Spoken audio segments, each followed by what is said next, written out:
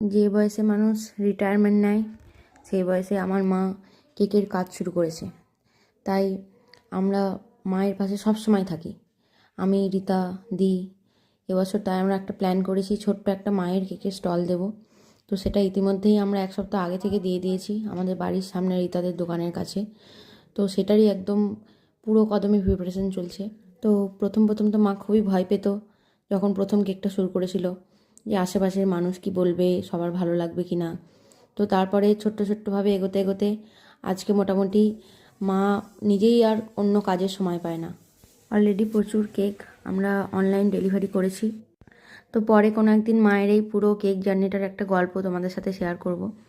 তো মা এখন প্রচণ্ড বিজি, যেহেতু কালকে বড়দিন, তাই আমিই ভয়েস ওভার দিচ্ছি মায়ের কেকের জন্য। তো প্রচুর ভালো লোভনীয় কেকের অর্ডার করতেই এখনই মায়ের এই নাম্বারে তোমরা সবাই মেসেজ করতে পারো। টাটা।